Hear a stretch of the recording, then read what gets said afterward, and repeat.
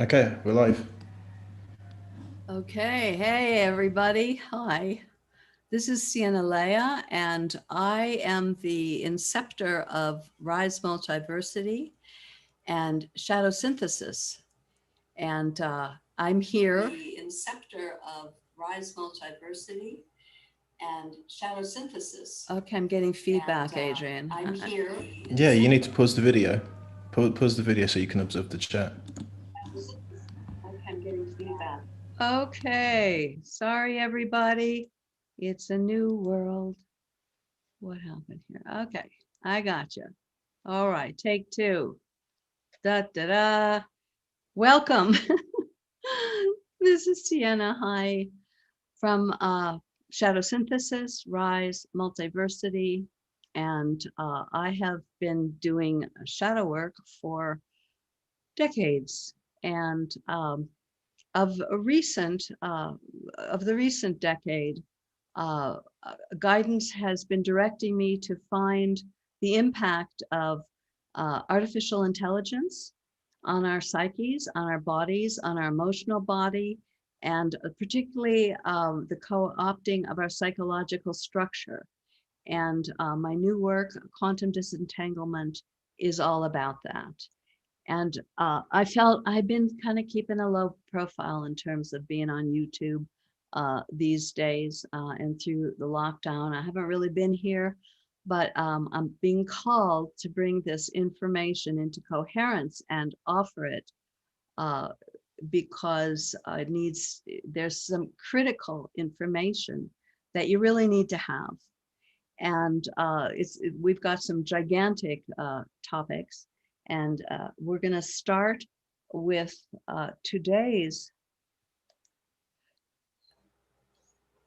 We're going to start by introducing Emma. Is what we're going to start with.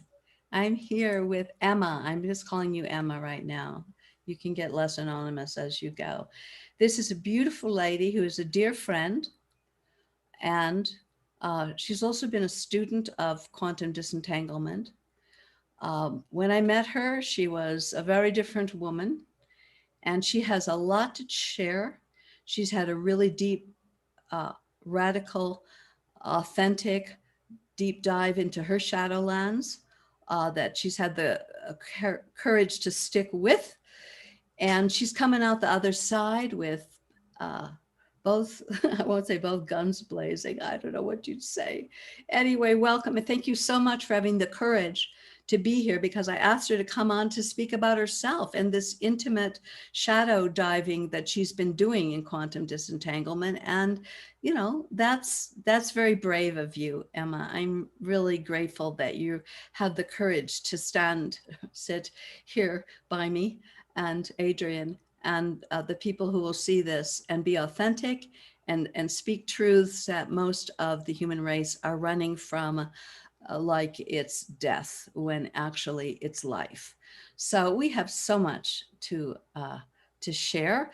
Do you want to just say hello, get a little bit, or what? Yeah, yes. Hello everyone. Thank you, Sienna, for asking me to be here. It has been a roller coaster of a journey since I started my own healing journey and since I've met you and started on the shadow journey. To be quite honest, it's been the most amazing, most profound, most liberating time of my life, to be quite honest. I've been gosh, I practice and teach and coach shadow work myself now, because I was under you for 3 years, I think, and you're still very much a very close friend and mentor of mine, and always my first go-to. So yes, it's been really quite eye-opening, quite expanding, to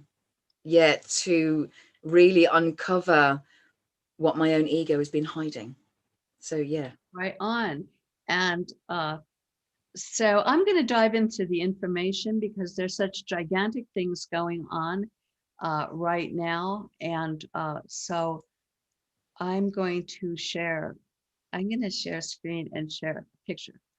And the name that we had for this talk is Why Does Fear Stop Us When So Much is at Stake? And how do we give up our will to the controllers? Now that's a fairly gigantic topic, but we'll be here probably breaking this down for a while. But I want you to see this crazy picture because I think it's hilarious and it's so true and it's so sad. And I think it really shows the problem in, you know, pictures being more than 1,000 words and all this good stuff. Okay, here's a picture. All right, I could make that bigger, y'all, but I could try. Okay, check that out, Emma. See that? I know. Zen Gardner sent this to me today. Thank you, Zen. I love you. So here is a person completely enslaved, impoverished, desperate, completely locked in a cage, in lockdown. The key is right there, and he's desperately trying to find the mask. Yeah? Yeah. That was great. All right. So also now I'm going to change to talk about this one. This is a lovely lady. Did you know the Cabin Talk lady? She'll be here in a minute. I want to play this because she nails the whole thing about what's going on. Okay. Hi guys, it's Claudia with Cabin Talk, and Hang on, you need to close this down and redo the screen awe, shares to show the actually, video. how stupid I people do? are. Blows my mind. I mean, I was Oh, because certain you that can't, people you would can't hear say that? no to the masks. You're sharing the wrong thing. You're showing the picture, not the video. All right. Sorry, y'all. Let's try that again. So I shut it down and now I can do it. And we're going to go here and we're going to share the screen.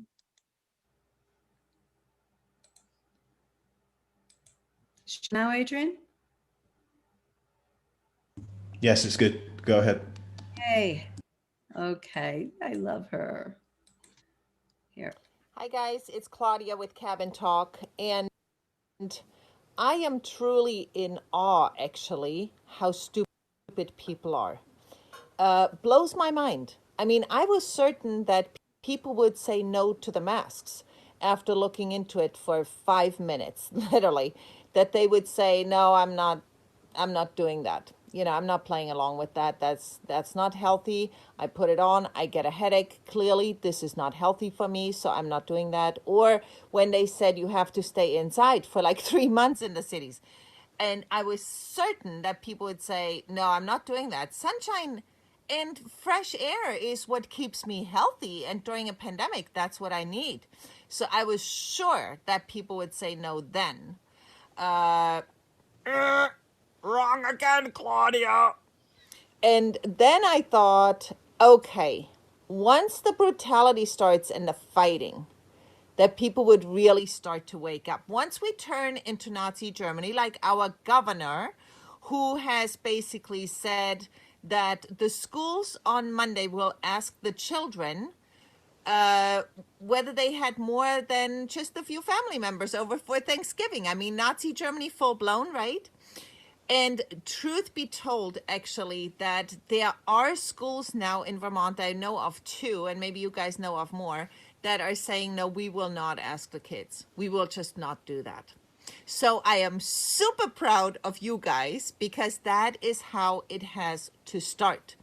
Now in California, they have come up with a new idea that I'm sure our governor in Vermont will embrace and maybe modify a little bit. So in California, they said if there are gatherings, larger gatherings, they will turn off the power and water to that house.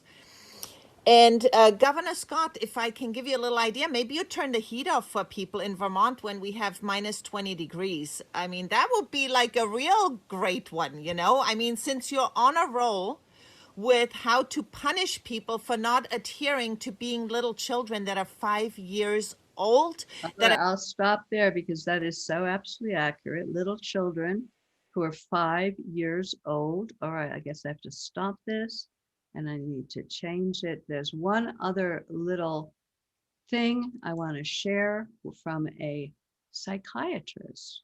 19 and I'll share the screen again. And here we go. All right. So this is an American scientist on the Life Site website saying Americans are in delusional psychosis and policing each other. We don't need a police force. We don't need a secret Stasi to go after their neighbors that isn't wearing his mask on a park bench. We have families who are willing to do that. America is on the verge of being lost because many of its citizens are suffering from a delusional psychosis and so fearful that they are turning on each other to enforce a nonsensical coronavirus restriction. So, yeah.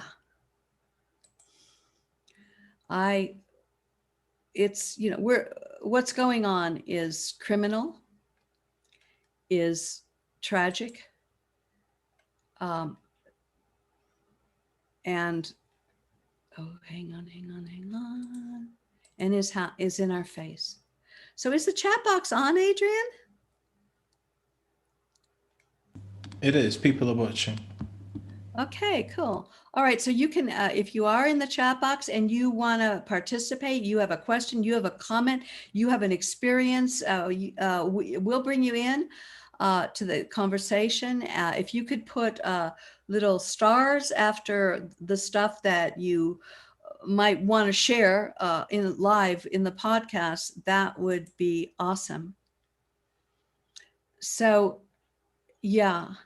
So, and that the psychiatrist goes on to say, we have office workers who will come by and mace you if you are not wearing a mask, and no one will come to your rescue.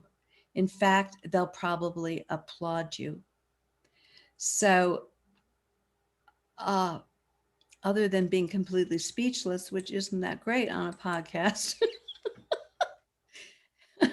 Well, I do want to say, if you're wondering why I look like a little girl at the ice skating rink, is because I've got a 5G protective silver hat on and t-shirt because I have massive vertigo. I'm super EM sensitive, and this thing is really helping me. And I know where you can get some. And if you're interested, contact me, Sienna Leah at shadowsynthesis.com, and I'll put you in touch with that. So where do we go from here? The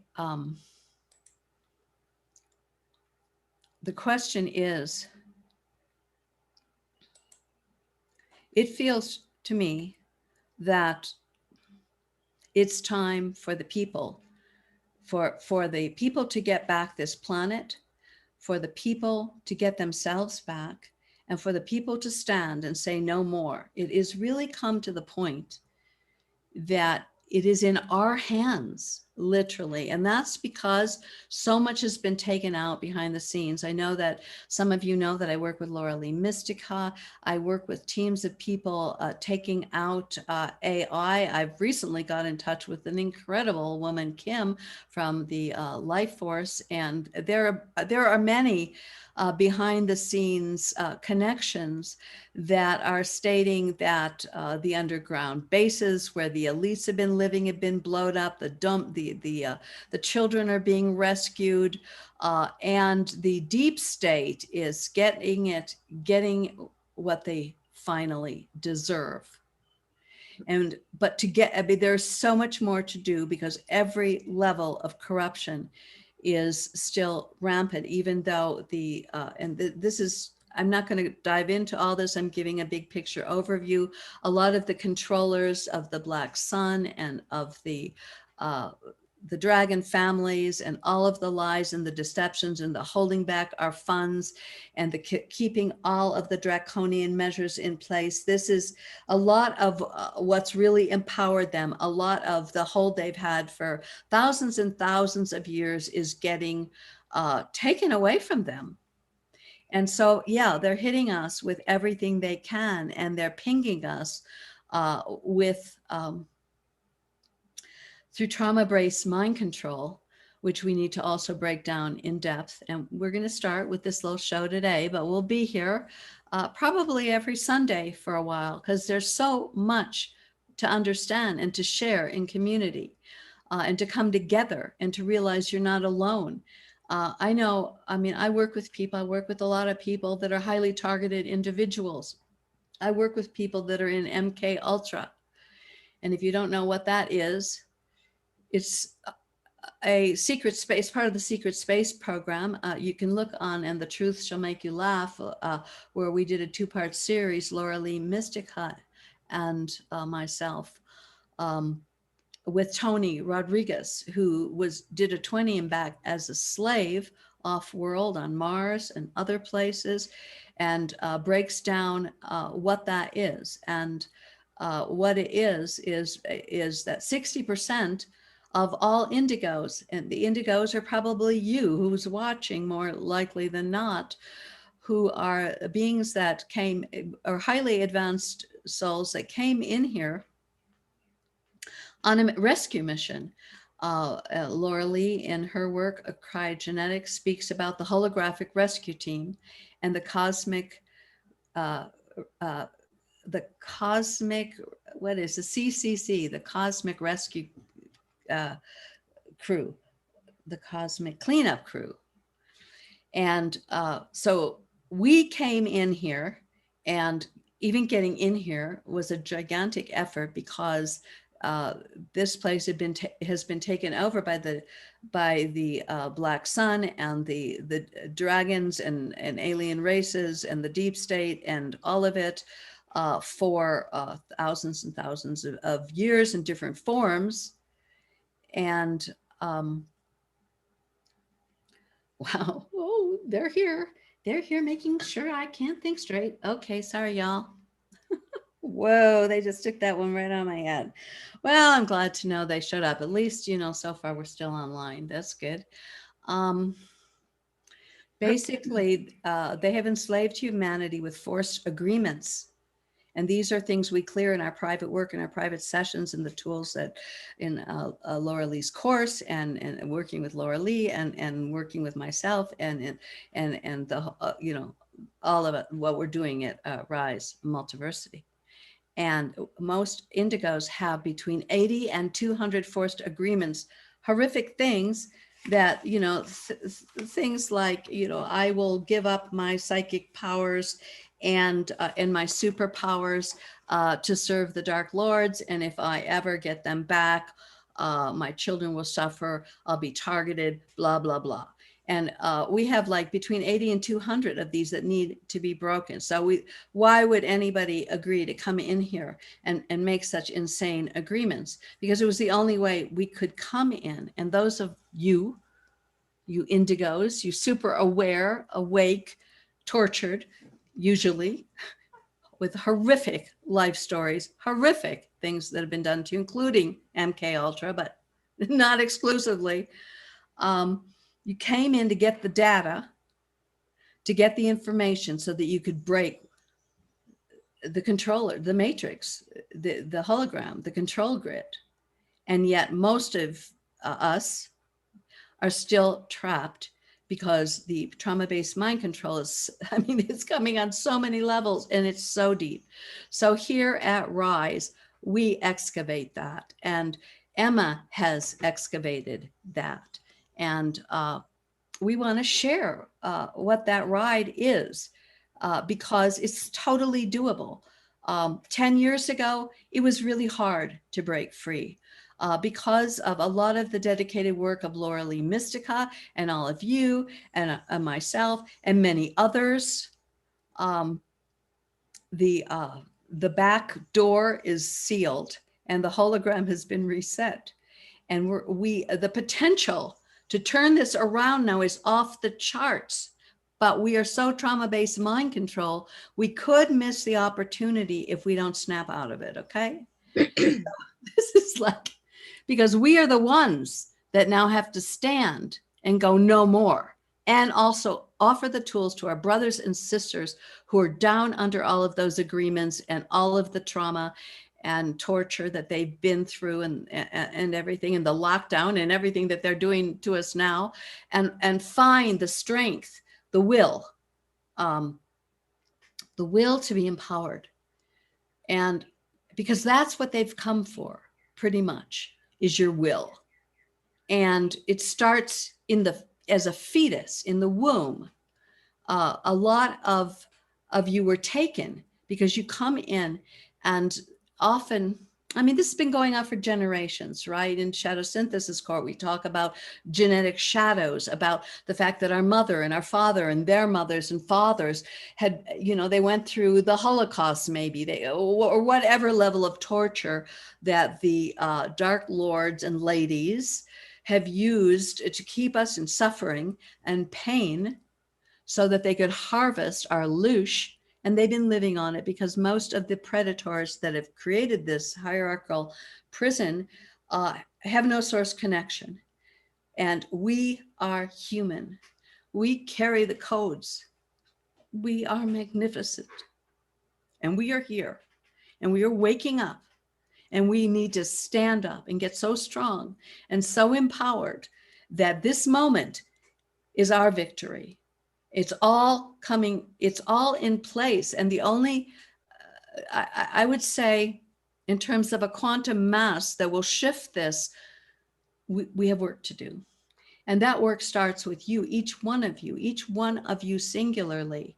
And so what difference does, other than your life totally transforms and you want to get up in the morning and you're on purpose and you're alive and feeling yourself and authentic and able to express your truth and your reality and rise to your mission, which even in this huge war zone is a saving grace, is a trajectory, an alchemical trajectory that keeps bringing you coherence and keeps helping you to rise up higher.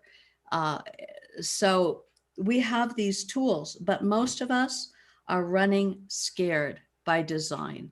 And it starts right in the womb. Oftentimes, mom is got her own, in this world, she can be toxic. She could be on pharmaceuticals. She could be distressed. She could be so stressed that she didn't want to. So I just want to paint the inner baby thing for a minute before we start. And then I want to bring you in, Emma, but I want to kind of contextualize how we can be with the entire world at stake, frozen, and really aligning with our predators, wearing the masks, believing that those who wish to destroy humanity are helping us. Why that insanity exists in masses of people, and why does it exist in you, if it does? This is like collective Stockholm Syndrome. Stockholm Syndrome, if you've never heard that term, is being tied to your abuser. So that you draw, it's the only thing you've ever known for contact. So I'm getting a little ahead of myself. So let's get back to the fetus. So and I sometimes think this was also a manipulation, that the human infant is quadriplegic, pretty much for the first year, completely dependent on mother and her breasts, her body, her womb, her ability to change our diaper, her ability to feed us. I know father's there too, but the ecosystem that encompasses a totally dependent, symbiotic baby and fetus is the mother. And some of you may know, in my book, Stealing the Moon, I expose the dark feminine, and I expose myself as recovering as a dark sister from being on the dark side. And that's a very deep journey I took over several decades. It's very important, but it's way more important than I even realized when I was going through it, because the terrible mother, and that's a term I'm taking from Michael Tsarian, unslaved.com. I strongly recommend all of you join Michael's website. He's breaking down, and I think he has a free one too, called The Dragon Mother, because even Freud, even the great minds of our psychiatrists have not really focused on the terrible mother as the cause of the first locking in of the primary imprint, which is the most powerful imprint that then controls your entire operating system of your psychological self for the rest of your life. So let's go back to the fetus. The fetus is swimming around in the womb, and it's feeling. It doesn't have a mind yet, but it's you coming in, and you're actually a conscious being. You're a conscious sentient being, and you can feel, oh, she doesn't want me. Oh, they're fighting. Oh, whatever. And so the first thing that hits us, first of all, the first directive is for that fetus, that child, to anchor in love. When it can do that, it can relax, it can grow. It gets its primary image of, am I worthy? Am I valuable? From that beautiful connected presence, being to being flow, not in your head, not mom. Yes, mom took care of my physical needs. She sent me to college. She did this, she did that. But was she there for you in this primordial, instinctual, heart to heart connection way? And from all of the people I work with, actually, the answer has been no with every single one of them. No, she couldn't do it. And, often I have a big questionnaire for them when people start quantum disentanglement. Did your mother love you? Was she there? And everyone said, well, she did as best she could, and she tried. She meant well. And yeah. But was she there? No, she was told she couldn't be there. She had a father that raped her. I mean, how could, of course not. Well, as an adult, we can understand. We want to get to forgiveness. We want to love our mothers. But in order to untangle the primary imprint, which has us atrophied in arrested development at this stage, this is the state that humanity's in. And that is, we never got, it's safe to be here. We never got that. And if we didn't get that, we couldn't be here. If it wasn't safe to be here, I mean, most of when we do the regressions and the in-womb stuff, people are screaming, get me out of here. I don't want to be here. I'm getting out. Oh, this is horrible. What did I, or certainly after birth, and these incredibly advanced indigos that are so hyper aware and sensitive. It was such a toxic environment that there was like, get me out of here. And the thing is, the even more damaging thing than that is that we create core beliefs because we are organic computers. Okay. We have an operating system. The core belief is, being alive, being in reality is too much. Why? Because if the baby really is really in reality and oh my gosh, that woman couldn't love me, ever. I mean, or she can't, often when this happens, if a baby's really born like with a crack mom, in a horrible situation or something, they'll have crib death. They'll have failure to thrive. They'll die because we turn on the death wish but our instinct, our reptilian brain, our body is here to survive. So right away, the instinctual mind, what do I do? What do I do? And so immediately, you can't be here. You get that. You can't be here. Oh, well, what can I do? So then we enter the conditioning of what Michael Tessarian calls adultism. Okay, pretty much the terrible mother comes and takes your will because she is the administrator for the matrix. And so she's the first one. She's unhappy, she's miserable, and how she's going to get off on the whole situation. You're going to be everything she couldn't be.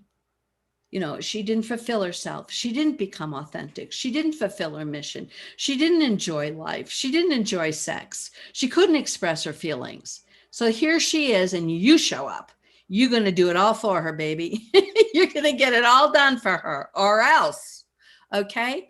And her job, in terms of being a collective hit woman, is to break your will and to insert her will and the will of the matrix into you. And there you are with the primary imprint, to embody myself, to feel the truth. I'll die. That's the primary imprint of almost all of humanity. So I hope that in some ways that gives you some insight into why people are acting so insane. Because the construct is saying you got to wear a mask, you got to lock yourself in a room, you got to go, arrest your neighbor, and this fake self, you could call it an alter, a subpersonality that's taken place of authentic embodiment, soul presence, will just do whatever. And this part of us that's real is dissociated, cognitive distances. We're not even in touch with it. And then to add insult to injury, we have the alien invasion and the artificial intelligence, or as George Cavassalas says, and I like it better, and also we'll get less targeted here if we call it technical intelligence, because you know how they're doing with the keywords and everything. So I'm going to call it technical intelligence because that's really more accurate. I agree with George on that. And so this thing, because I don't know if you're aware of it, but a lot of people watching us and doing this are very aware of it. AI is the implementation. They're trying to absorb us into AI, terraform the planet, lock us down, kill almost everybody, everyone who will be good slaves and obey, and also assimilate into artificial intelligence through these little robots that they have that are coming in, and they're creating all of this sheathing, and they're building a nervous system. They're literally building AI in our bodies with the chemtrails, with the pharmaceuticals, with this stuff is in everything. And it's taking over our bodies, and it's taking over our minds and emotions. So we will serve the program. And I don't know the percentage, but we are really well on our way to being absorbed by this. Now, the brilliant thing, that the great gift, and I am so grateful to Laura Lee Mystica and Cryogenetics and all of the team that's outside the hologram that has brought this information with it. She's brought in, anchored it in. And they've been working for 20 years, extinguishing AI. It's a massive off-world operation of implants and interference and programs that are pummeling us. And that's what the quantum disentanglement helps you take the traumatized aspects of yourself, heal those, and get rid of the artificial intelligence that's attached to it. So and when that happens, you have Emma. Yes. You have a happy human that's creative. And its life is still incredibly challenging on this planet. I'm not trying to make light of it for any of you, are you, Emma? I mean, what do you got?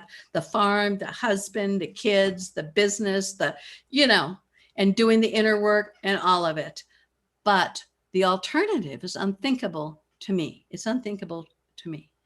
So Emma, I got a question. So I'm going to now just kind of roll with Emma because,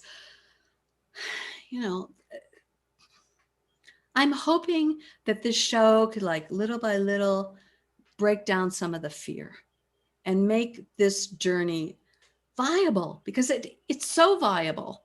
And people are doing it more and more. I mean, I'm getting testimonials that are just bringing tears to my eyes.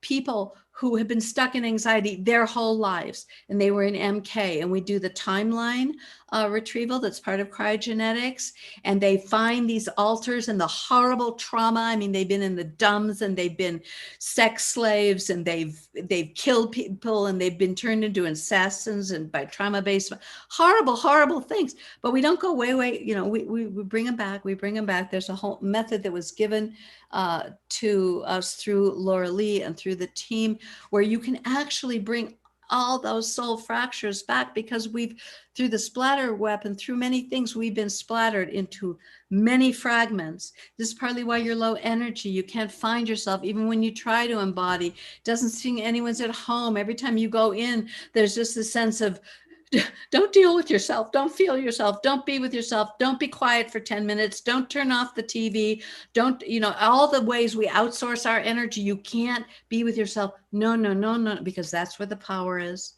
That's where you get the power to stand up to these predatory monsters and say, you know what?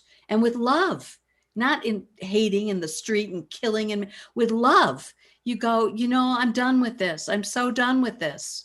And I mean, not that we don't actually take out a lot of the predators, and a lot of them need to be taken out. I'm not saying we don't, but we do everything, finding our hearts again. I mean, the war was against our hearts, and our hearts are what brings, talk about the fifth dimension or whatever you want, ascension, transcendence, health, wholeness, integration.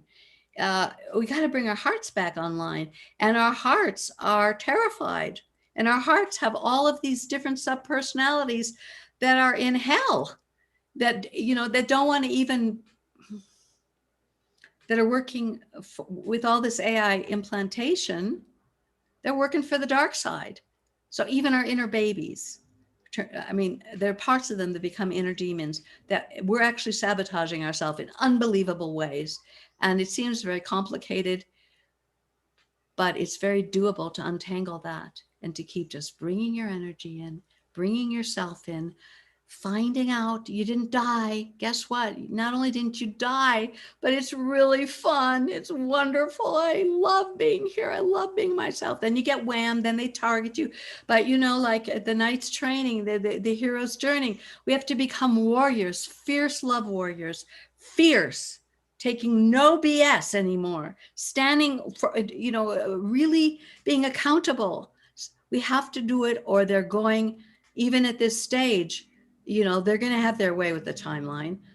I don't believe they will. I believe we're winning. I believe we can win, but I am not one of those, they're taking care of it. It's all in the plan. Just watch with, pull up your popcorn. Well, of course we have to watch and have our popcorn. But the real game changer is not just watching, my friends. That is disinformation. We need to take actions. Even some of the greatest researchers I know, when I say, well, what are you doing? And they go, oh, well, I'm too targeted. I can't say anything. I can't go on Facebook. I can't do this. I can't do, oh, no, not me. And I'm going, oh, so these people are going to do it all. Yeah, it's happening, man. It's happening. Gitmo's happening. The dumbs are happening. It's all happening. Trump's the man. Well, I also happen to believe that Trump is our man. However, this corruption is in every strand, every strata. It's in your PTA. It's in your Boy Scouts. It's in your Girl Scouts. You got to go into your town. You got to say, we're not putting up with it. And because if you don't, you'll be in lockdown forever. So I think that was it. Okay. So I got some Emma. So Emma, can you share a bit of your story? I'm going to write this down, and you can start wherever you want. Okay. I'll go one at a time. I'm just going to say, can you share a bit of your story? And yes, how did your childhood affect your feelings of self-empowerment and embodied will? And how did you realize you were unable to embody your authentic self? I mean, I'm just kind of, how did you become or get trapped in it? What happened? And it's funny because right before we got on, Emma said, well, how real can I be on this show? And I said, as real as you want to be, because there's plenty of places where we're all trying to hide from this stuff. But this place has got to be different than that. So, hi, Emma. Hi. Thank you for your bravery. I know the first time out in this context can be a little bit like, Well, it's okay. I've got you, and you've been there to hold my hand for a while, so I'm really grateful about that. But yes, I hope I have everybody's permission to go as deep and as raw as I need to. I'm just looking at my questions here, so I'm going to share a little bit of my story, and I'm going to share a little bit about my childhood and why I had the terrible mother, why I had the very toxic, narcissistic father, and kind of what happened. So a little bit about my backstory. I started my own healing journey, I don't know, more than a couple of decades ago, really. I've looked into Reiki, NLP, access consciousness, breath work, and you know, most recently, of course, shadow synthesis and quantum disentanglement, which has been the most profound thing in my life ever. The reason how I came to find out I really needed this work and really needed to dive into my own psyche to realize exactly what had happened to me, because I didn't realize what had happened to me. It was just part of my growing up. It was what was normal. It was what happened. But what I realized was how traumatized I was in my mother's womb. I had there was a very traumatic pregnancy. I think my mum fell down the stairs. It was a very traumatic birth. And really, from the moment I was born, I had a very angry, toxic mother who had been abused by her own father. I also had my father, who was a complete narcissist. And so there was covert incest between me and my father. So it wasn't actually sexual abuse, it wasn't actually incest as such, but the energetic was one, really the only way I can put it really is like vile and foul. It was his will, his energy was kind of imposed upon me rather than being my father and being there to lead. So it was, yeah, the first few years of my life were quite traumatic, and that wasn't all. My mother was, like I say, sexually abused by her own father, and I was submitted to much of the same. So I suffered sexual abuse from my grandfather, which was covered up by him, by my grandmother, by my mother. So there's a whole layer of that going on, which delves into not just self-worth, but completely, who am I as lovable? Why was I, so shut down? I was so shut down and so traumatized at such a young age. I was really, really frightened of speaking up. I was completely afraid of confrontation.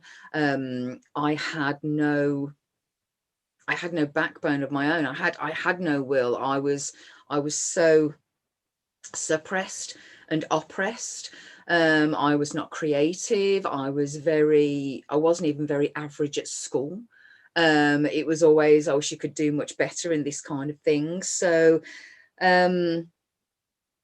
I wasn't even quite sure of who I was until really just a few years ago. So how did my childhood affect my embodiment and trying to embody my authentic self?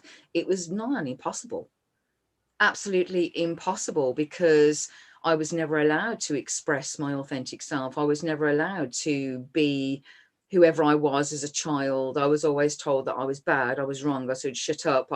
If I was emotional, that I was weak. If there were so many layers of conditioning, not just by the feminine, by my mother and the generations before that, of you've got to give up your dreams, the family has to come first, the women have to do everything for the men, and very much of that mentality and very much of that generational energetic, really.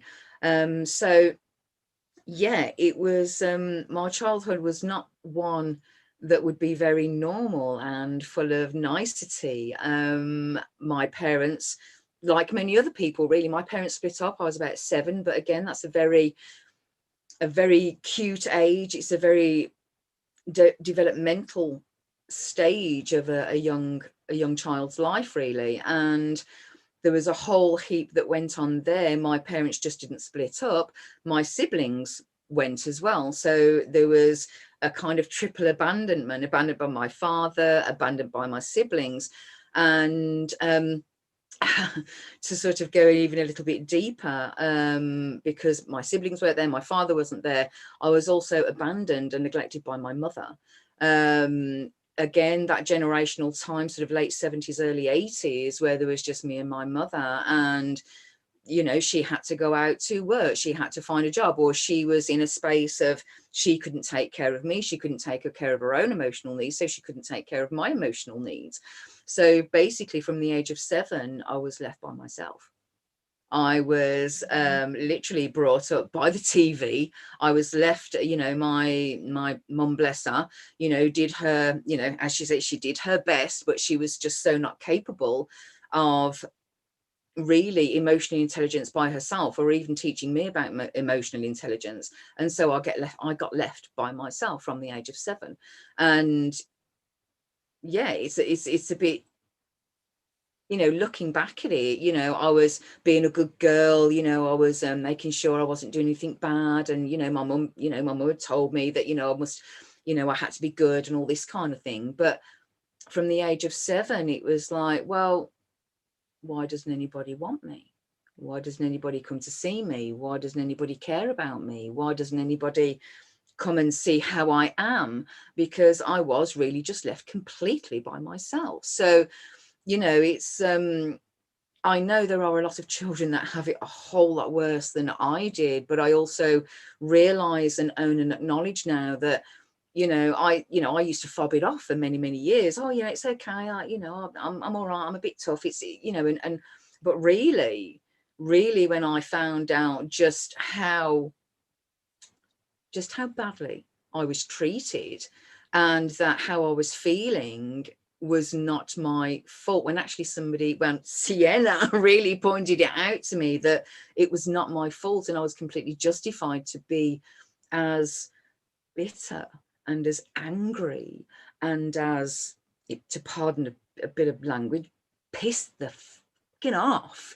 You know, I turned into, Sienna talked about this, you know, this dark feminine who was angry, who was venomous, who was a total bitch, who would really in an instant rip anybody's throat out, you know, thinking that, you know, I'm gonna hurt you before you hurt me. And I spent a lot of my life like that, and going through relationships really that were just energetically attached to my father, because your father obviously for a girl imprints on you every relationship, you know, sets you up for every relationship you have within your life, whether you are conscious of that, whether you see the patterns or not. Believe you me, it's true. Because, you know, even now, every relationship I have had from my teenagers right up until the man I married emulated every wound I had, reflected back to me every wound I had, every trigger I had. And so, because in my mind I thought, that's all I'm worth, that's all I'm going to get, this is how men treat you, this is what relationships are like, that's exactly what I drew into my reality. And to say the least, all of my relationships failed. You know, it's like, because of that, because I did see at one point that I was kind of looking for a father figure, but I didn't know really just how deep that went. Well, let me just, that's beautiful, Emma. Thank you for that. And we'll get back to you in a moment. But the father wound and the mother wound are huge points of delivering us deeper into the program and into the mind control. Because if you didn't get, if you go back into the symbiotic, this being that we all are when we begin, that the prime directive is love, is to get their love. And if we don't get it, we get frozen. It's called arrested development, if you want words for it. And we literally stay that way, and that part dissociates. But our beings are so amazing. We are always moving towards wholeness.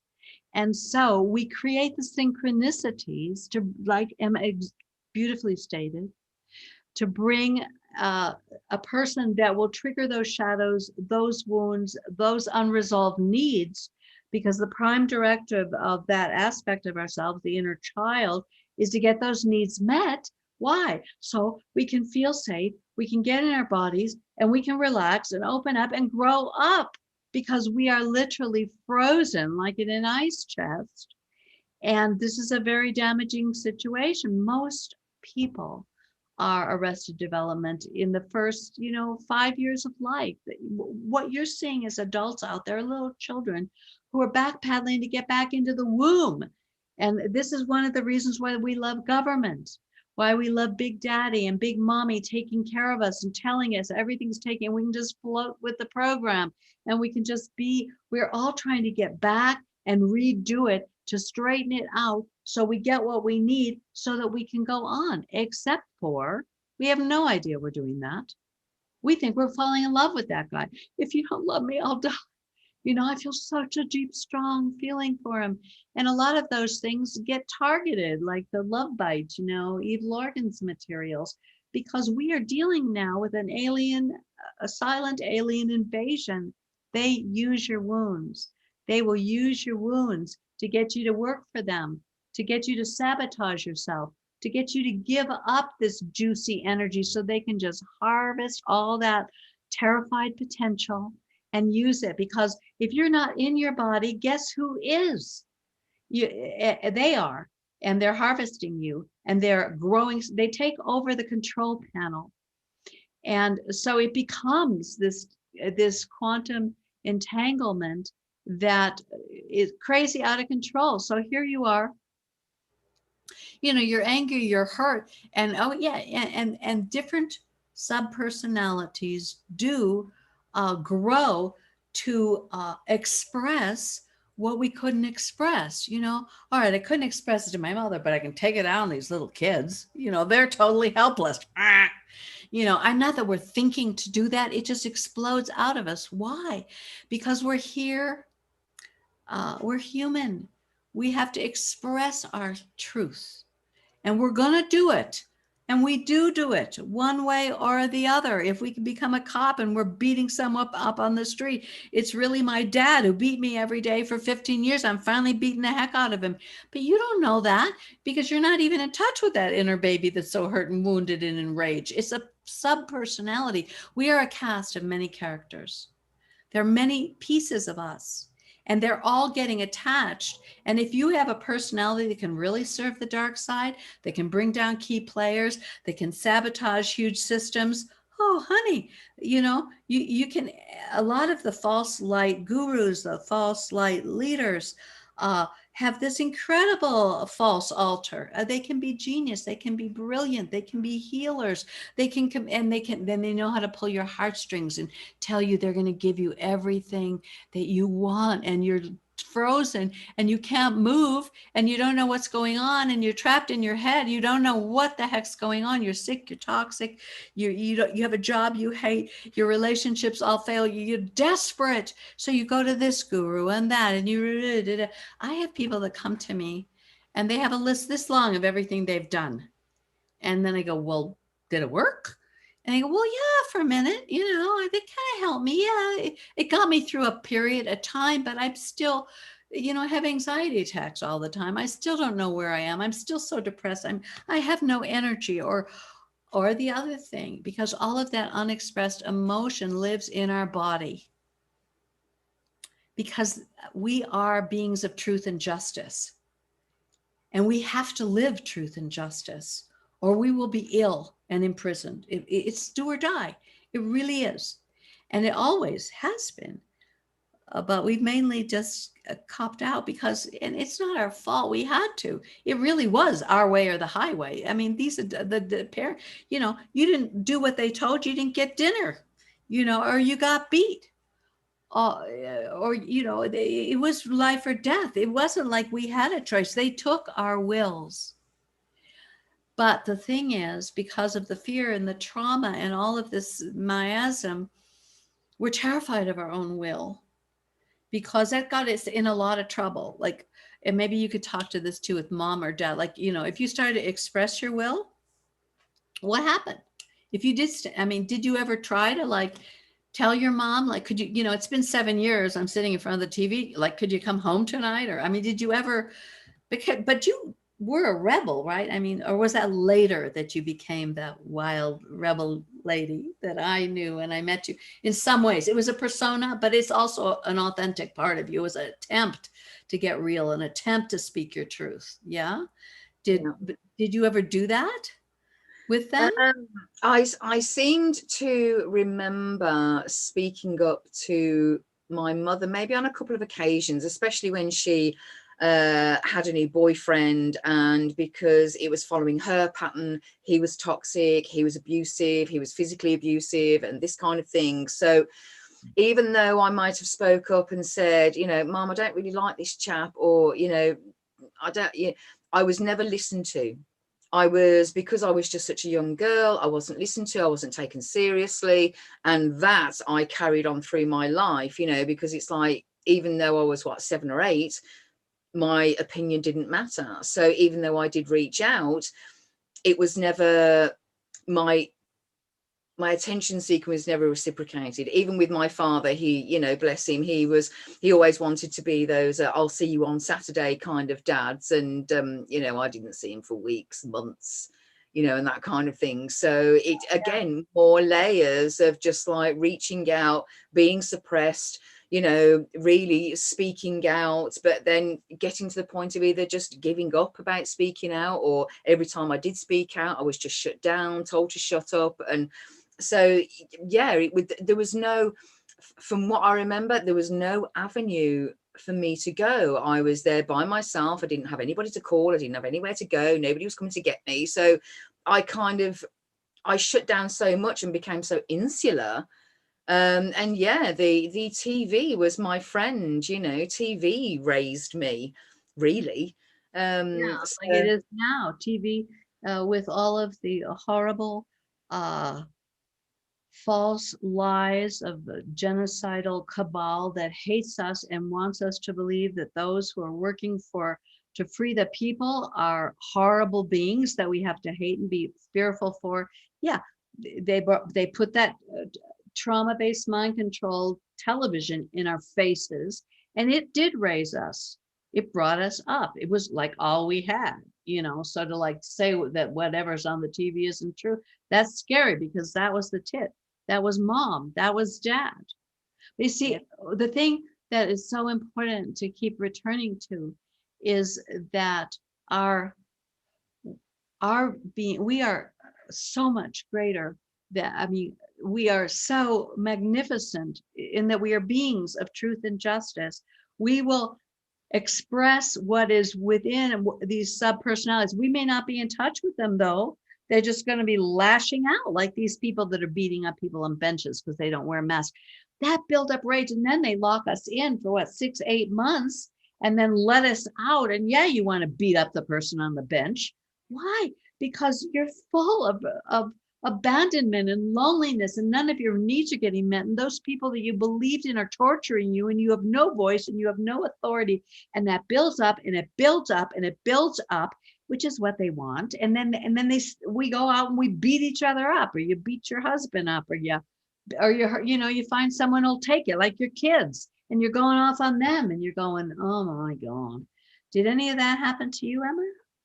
Oh God, all the time. And my children were really part of my greatest why, because gosh, being traumatized like that, once your ego kind of hides it all away, you don't understand why you feel the way you do, and then it just comes out in acting out. You just lash out because you feel that you're not being listened to, or you're not being given enough attention, or the kids say something, or they're screaming and they trigger you, and all of a sudden you can just go absolutely volcanic for no apparent reason.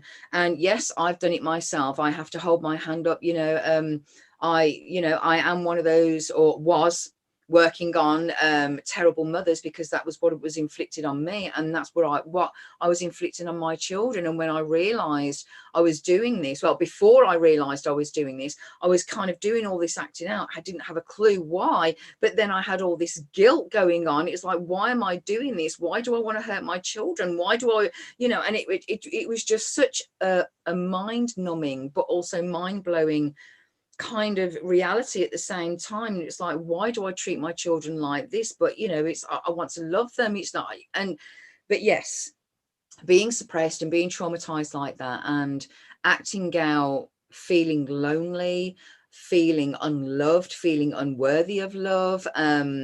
Yes, absolutely. It's And Emma, that you're working with, thank you so much for sharing that. There are so few women that are willing to own that. I mean, I know so many women, they'll do that, they'll explode, they'll just dump their junk on you. And if you try to point it out, they'll scream louder in your face. Why? Because sometimes that's the only way they ever survive. What they were going through is just scream and get violent and get crazy. There's a lot of very, very crazy inside of us. And that's why, you know, creating a context where, you know, community, a place where we work on this together, a place where you can work on it yourself to actually face that. But did you face it right away, or like, was it scary? I mean, can you share, like, okay, so you were in denial of all that? yes, absolutely. I was in total denial. All I knew was I felt this complete, there was me, and then just underneath that was this whole underlying rage and despair. You know, I had this kind of rage, venomous kind of bitchy monster, and I had this like other side of me that was in so much despair, so much sorrow, and the sort of the clashing of those two overrid everything that was underneath. So so to even get to anything underneath, to actually dive into my own psyche, I had to really acknowledge this complete rage monster, this complete, you know, woman who is in despair, who was just screaming out at everything but had no idea why. And yes, I was in absolute denial for a long time, actually, that I was this absolute sort of dire, toxic, venomous woman. And it Because was I was confronting you on that for a while, and at one point I think you pretty much hated me, and I never thought you'd talk to me again. And then years later, I think I started shadow synthesis, and you said, I want to join. And I went, what? You do, huh? Absolutely. I mean, when we met, I was in such a vulnerable, traumatized place. I was in a relationship that was, well, had already broken down. I had two very, very young children, like 4 and a year old. And so my health was deteriorating. My relationship had broken down. I was living in a foreign country. I was by myself. I was so, I don't think I even spoke too much when we actually really first met either. It was just kind of like, oh, hi, yeah, you go and talk over there, and I'm just going to hide and discreet myself over here. I first met you, and we're not going to talk about your partner, but he's a very fascinating being, a very amazing being. And I was invited to your house, and I was talking to him and being very fascinated. And you were in the kitchen, cut some big goulash. I didn't say a word. And I kept looking like, well, is she going to say anything? And I remember you at that when and you were like, you know how funny you were and so out of your body. You're like, oh, me? Oh, no, it's okay. I don't need to say anything. That's fine. You know, you were kind of like, you know, I was so far out of myself. Yeah, I had put myself so far out of myself. It was so painful to be inside my body, to be me, that I kind of removed myself so far out of myself that, yeah, I had completely disassociated with anything really. So yes, when I met you, I was just so broken. I was down, I was insular, I didn't want to come out, I didn't want to speak to anybody, I didn't think I was worth talking to, I didn't, yeah, I was a complete mess. But like I say, there was, I mean, even my ex-partner, I mean, he really wasn't even to blame, really, because both of us were in there. I can't blame him for it all because I was there too, and that kind of thing. So it's not a case of like, oh, I'm pointing the finger and it was all his fault. It wasn't, because I chose him as a partner, and he reflected what I always thought that men would be like. So ultimately it was down to me and my choice and to be with this man, because obviously, as you say, my soul needed to repair.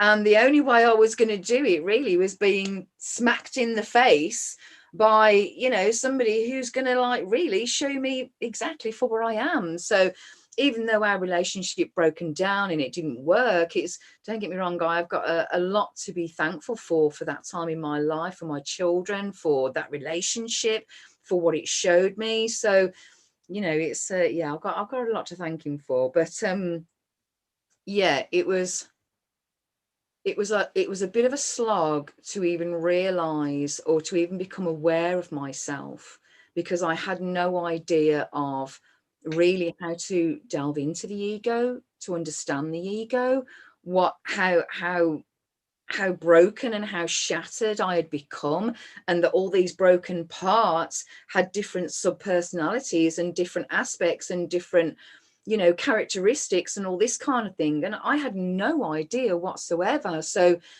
the journey really for me started with the primal, with the inner baby and the primal, because I was so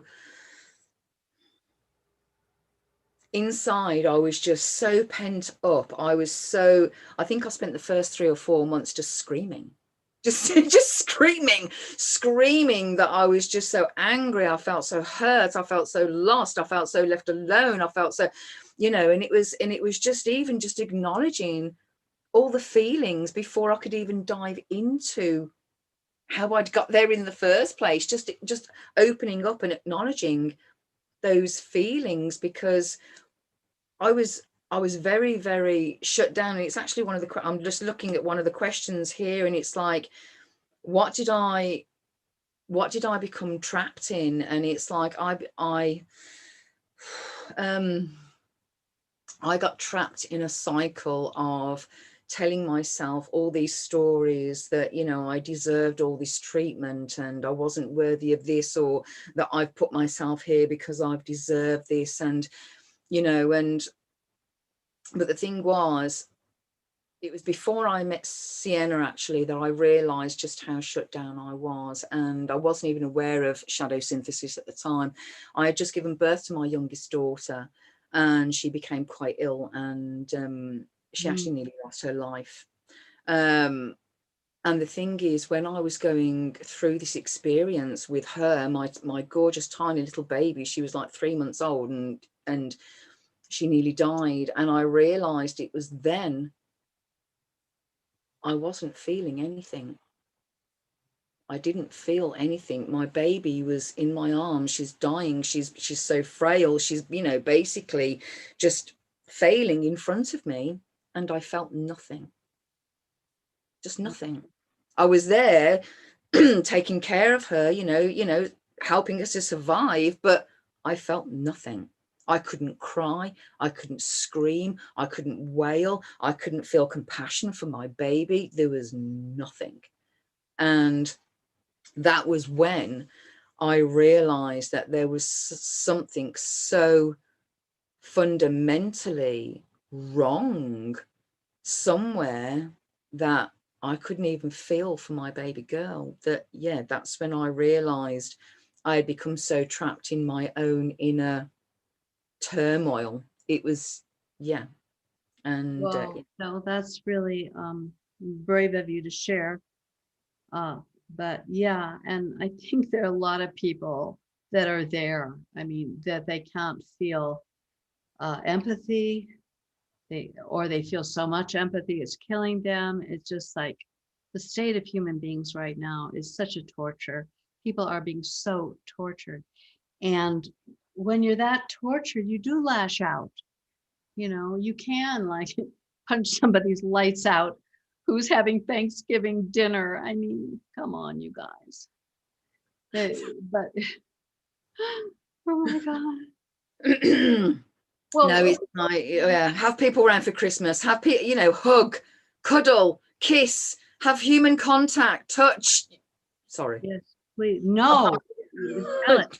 We're probably going to wrap up pretty soon. I wanted just to, you know, keep this to about an hour at first, but we'll come back because there's so much to this, and I think that just hearing somebody who's honest enough to share and actually face these things is, you know, maybe it makes it a little bit more palpable, more possible, more doable, because nobody is going to fight for the planet, for themselves, for humanity, who's in this toxic state of shutdown and inner rage and inner isolation and inner torture. We're being run. I would like to, maybe we have a few more minutes, and we don't have to go way far into this, although in this Illuminating the Shadowland podcast series, we are going to go way into this, because you need to understand what they're doing to you, and the real hidden agenda, this technical intelligence takeover. Could you share a little bit about the manipulation of that rage by technical intelligence? Yes. Yes. Well, Ovens. it's many layers, because as a child, I went through quite a few traumatic experiences, and to put it in very simple terms, really, when you go through a trauma and you create a belief about yourself, or you create a traumatic feeling about yourself, or you make a scenario, and you hold on to it, and you hold on to the trauma, that's when you get plugged into.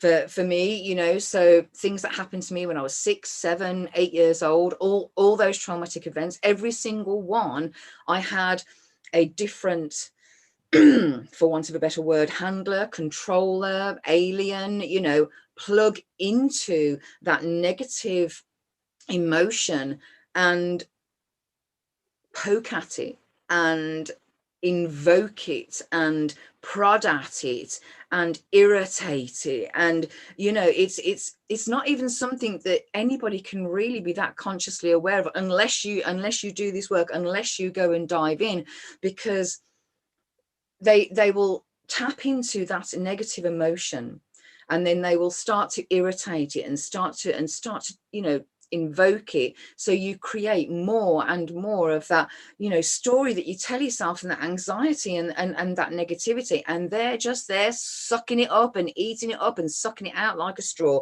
And the thing is, you can have something happen to you when you were a child. You can have a decision you made 20 years ago. I've just actually cleared something. I made a decision about 20 years ago. You know, I was playing two men off against each other, you know what I mean? Because, you know, I did, you know, 20 years ago, you know, and all that kind of thing. But I did, and I made a big wrong choice, and I made a really big wrong choice, messed both of them about, and one of them was really nice. Anyway, to cut a long story short, I felt bad about that decision, even though at the time it was like I was 20, I was arrogant, I was like, yeah, you know, anyway.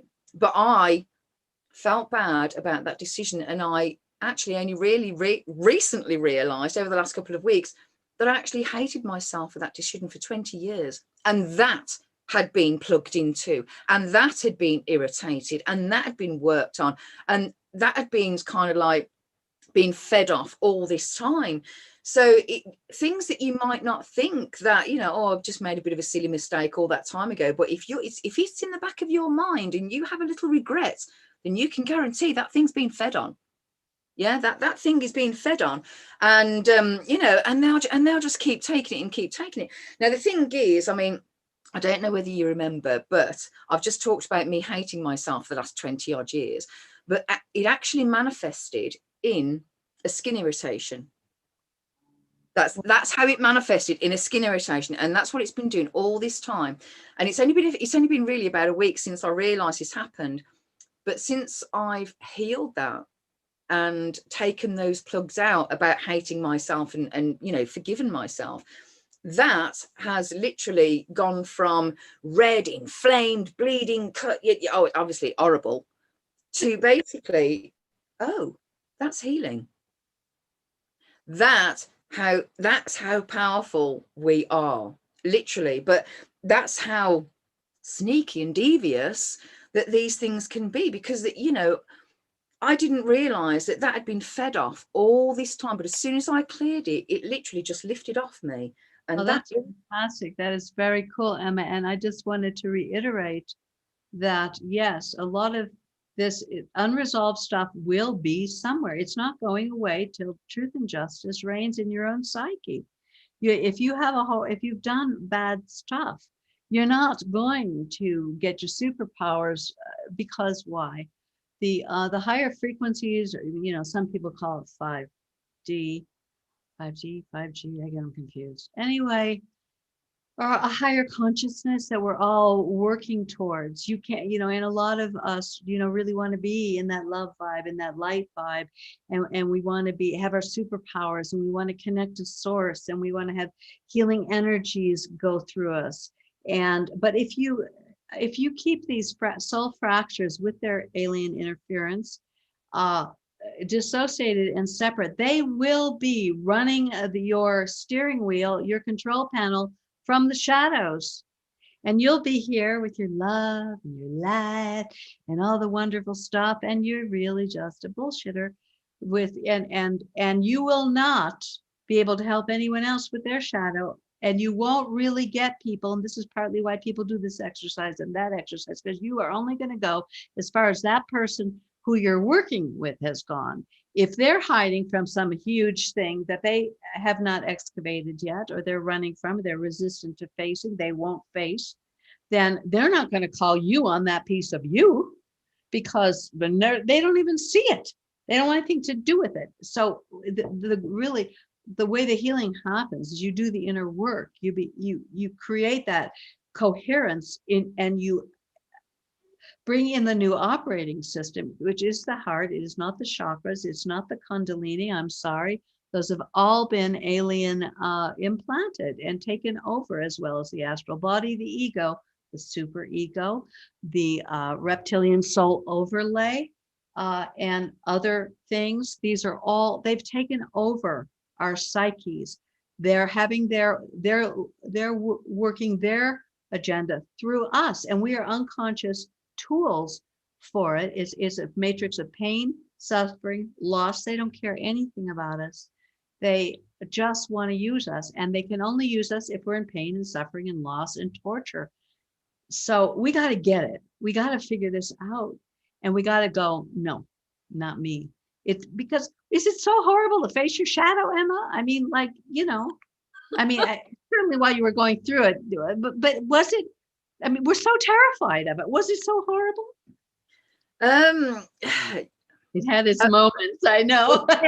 Yes, it's had its moments. I mean, at first it was kind of clunky, because it was, you know, you don't have a flow to it at all. And there are times when I absolutely cursed you. You know what I mean? And there are times when I've sat here. Yeah. There are times when I have sat here and absolutely blessed you and thanked you, because yes, there has been lots of things I have not wanted to face. You know, those dark aspects about myself, the you know, that woman that did lash out, that woman who did want to hurt her children. You know what I mean? Of course, I don't want to hurt my children, but you know, those aspects of me, they wanted to hurt, you know, my children. I wanted to hurt them, tear them apart and all that kind of thing, because they weren't listening, or they weren't being under control.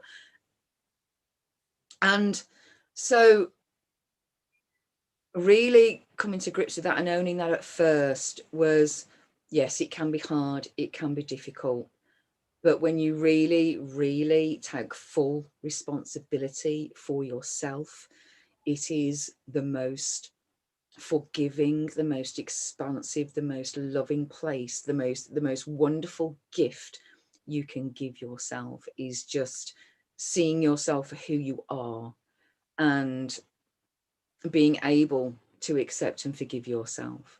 And there have been times when I didn't think I was able to forgive myself because of the way I have been, because of the way I've treated people, because of the way I've treated my children. So self-love, we got to at least bring up the self-love word, because this is why you're afraid to face your shadow. It's like, if this ultimate truth that I'm, a dark feminine, a dark master, I've done horrible things, then I'll be condemned as a sinner. And because why? Because we hold on, we will kill for our self-image.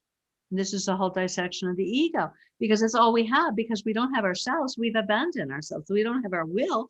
We don't have anything authentic.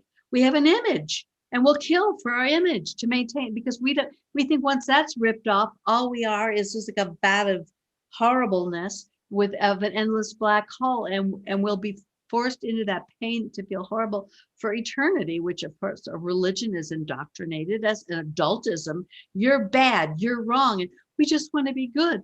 And so we can't show all the bad. And so that's, it's all just programming. It's all lies. Exactly. But what I have learned personally is being able to really give yourself that self-love is the most, it's the only thing you can do. I had a really good point there, and it's completely lost my mind. But they're definitely here going, what are these women talking about? Oh, yeah, absolutely. But we're not supposed to be having this conversation on YouTube. No. I did not know what self-love was. I heard people talk about it, and it's like, yeah, I love myself. I like myself. I didn't have a clue. I didn't have a clue. But self-love for me is total acceptance, is total forgiveness of all those parts that I've really not wanted to face, that I've really disliked, that I've really don't want to forgive myself for. But self-love is forgiving yourself for them, because it's not our fault.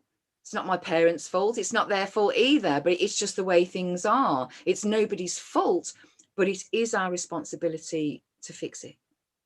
Right, beautifully said. And forgiveness is also overrated, because in the new cage, everyone wants to jump to forgiveness. And even in religion, I came from a Jewish tradition. And mikulpa, I mean, that's yeah, they're hitting my head too. Come on, hat work now. We'll push through. There, wow, I can't think of a thing. Oh, you guys.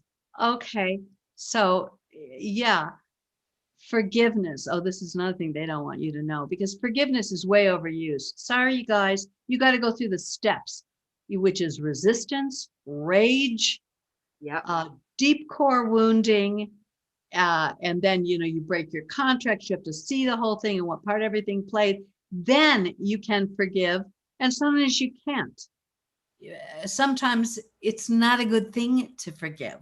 Sometimes it's a good thing to administer justice in a world where everyone's lying.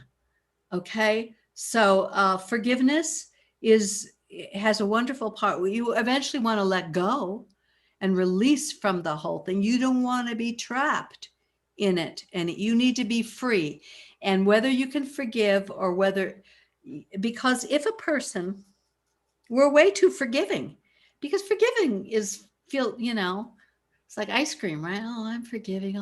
I'll forgive you.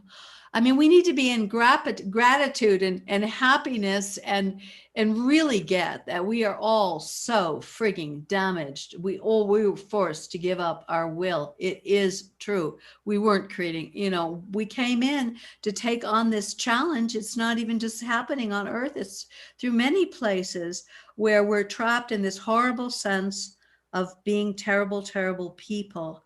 And we can't forgive our way out of it. We have to empower ourselves, step up, put on our big girl pants, our big boy pants, and do what needs doing. And that means you got to be over it all. That means you got to have sorted it out however you have to sort it out. You know, if there's something pure evil, we extinguish that over here. We don't. Just forgive it and love it. Sorry, guys, that ain't going to work. Look, you know, has that worked? Have the love and light movement done anything to change the global locked totalitarian fascist takeover of the entire planet? So I guess if all that stuff worked, we'd be in a different place. We got to try something else. It's a lot more down and dirty, full of love. You got to learn to love what we've all been, what we all are. And those you do, you got to like, but it's not like when you love it, you permission it. This is the point I'm trying to get to. The Jewish thing, what, you know, and it's, I mean, a lot of the religion, you go to church and you say, oh, you know, confession, right? It's like a confession kind of, and we had Rosh Hashanah, and I don't even remember which, sorry, I left that, you know, when I was a child, like, well, religion, forget it. But there's always this thing of, you know, I'll confess how horrible I was, and then I'll go home and I'll beat my kids again. And next week I'll come and I'll say, oh, I'm so sorry. And the priest will forgive you and throw water on you. And you'll be the same asshole that you were before. No, I'm sorry, you guys. We got to see the shadow and we got to love it. But we also go, you know what? We're alchemizing that rage. We're going to use it for our will. We're going to take it back. We're going to use it to we the people. We're going to stand up like Sidney Powell. You know, we're going to go right up against it clearly. Intelligently, rationally, with love. That's love, and that's what we have to mature. And if there are these parts of us that are controlling us, that are frozen and dissociated in arrested development, that are continually sabotaging our behavior, that's not going to work. No. We can lie about it, like everyone is. And because relationships, I'll lie, you'll lie, we'll be happy forever. You know, culture, we'll all lie together and no one will have to face their shadow. That's one of the prime directives of civilization. Happy face, keep it light. Don't show that. Don't show you this. Don't show you that. We got to throw that paradigm out the window. I'm going to show up as everything what I am. I'm going to let you do the same. I'm not going to have to, because if I do it, you know what? I don't have to destroy you when you do it. Because, you know, that's what happens. You're so miserable. Then your kids they're manifesting pure essence and you just want to hurt them rather than, because letting other beings grow into their real empowerment is a delicate balance. You have to really get out of the way. And we don't even know how to do that. There's all of these non-verbal agreements that we have to control everything. It's, oh, that's fine. You know, we need law and order. You know, we need law and order. Well, let's really get some law and order. Let's follow the Constitution. Let's return to our laws. Let's not give our lives to criminal perverts and pedophile Satanists so that we don't have to face ourselves. We got to get over it, people. We got to do it now. You know, whether you work with me, whether you work with Emma, whether you work with Laura Lee Mystica, whether you work with George Kavasilis or Bernard Gunther or Laura's wife or Laura Leon, or who are the people dealing with this kind of information? There, you know, I could put them on my hand, but yeah, or find your own way, because ultimately you will have to find your own way. No one does this for anybody. And no one has the answer. These come from within. When you get hooked up, when you stop being a BS artist, you get hooked up to the real deal. You know what the truth is and you stand for it. But if you don't even know, you can't even fight it, you're not even here, well, good luck with that.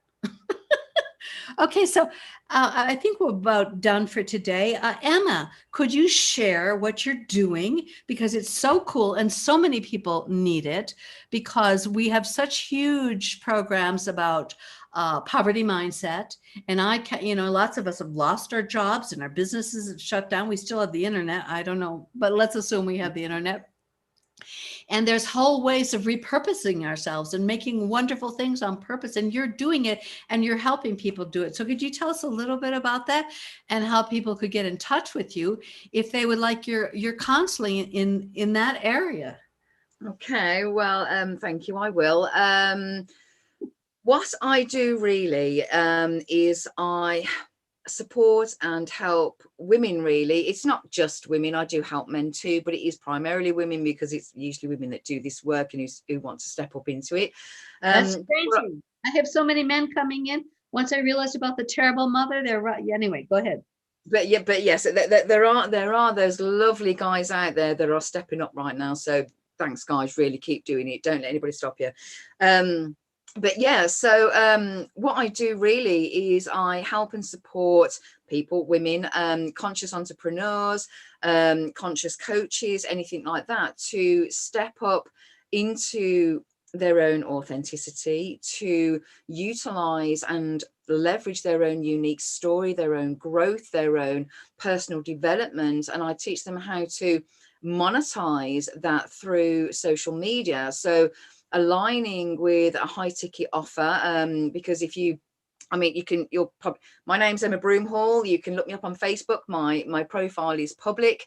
You can look me up there. You can, go and check out my page. You will see I do not pump any kind of product on my page. All I talk about is what I do really, who I am, my own personal journey, the freedom that this vehicle and this platform create for me, time freedom, financial abundance, lifestyle, education, personal development is my life. I mean, I was kind of like on the way there when I met Sienna anyway. And then when I met Sienna, it kind of just like completely exploded. And shadow work, personal development is my life, it is my passion. And I help people step into business, especially now, especially when so many people need to pivot, need to change. They're on furlough, they're losing jobs.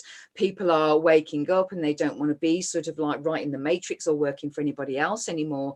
So what I do is I don't sell a product really. I sell people into their own visions. If you have a vision, if you have somewhere that you want to go, if you have something that you want to create, if you have finances that financial goals that you want, then you deserve them all and they are achievable. And it just so happens that I have a solution, I have a way, I have a vehicle, I have a platform that I can, that I share, that I introduce people to. And it's not for everybody. I'm not saying, it's the whole best, all singing, all dancing thing that's out there.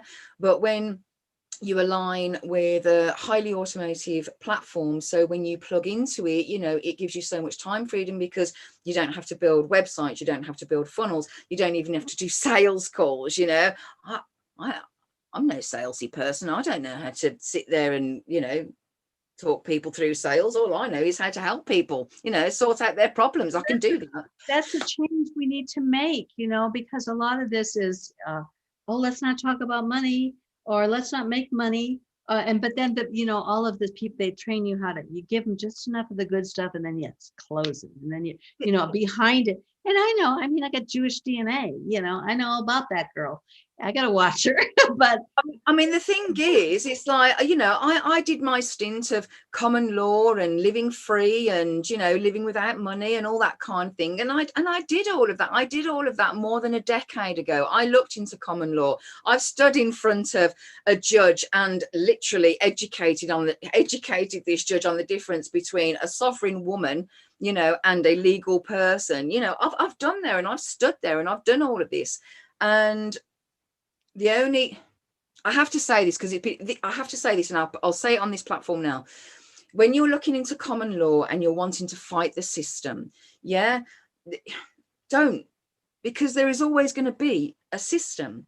You don't have to fight it. For me personally, all you need to know, it's not about how much common law or how much law that you know. It's knowing who you are and your relationship to it. If you know your relationship to it, then you can step out of it. That's Yeah, I beautiful. work online. I use a bank. I use PayPal. I use the internet. I use social media. I use, I know my relation to the system, and I know what I use in there to help create my life. But I am not a slave to the system. I am not a slave to the corporates. I am not a slave to anybody else. I am here to liberate, to expand, to help people, come out of their depression and step into their desires. Yeah. Beautiful. Beautiful, Emma. Okay, we have a couple questions here. And if anybody is here that wants to ask a question or say anything to me or Emma, that's awesome. Tyler, you're here. Cool.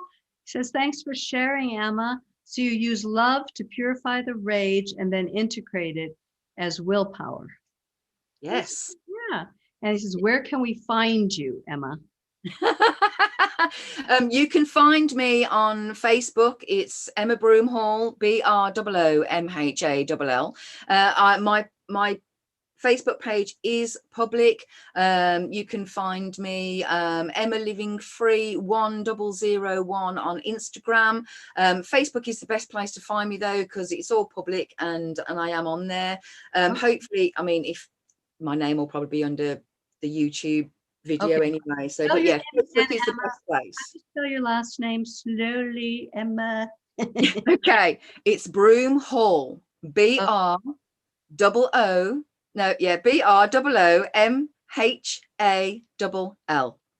Okay. And there are a few comments. I don't know if you people are still here. It says, hi, girls. Will people wake up? We hope so, Joseph. We truly hope so.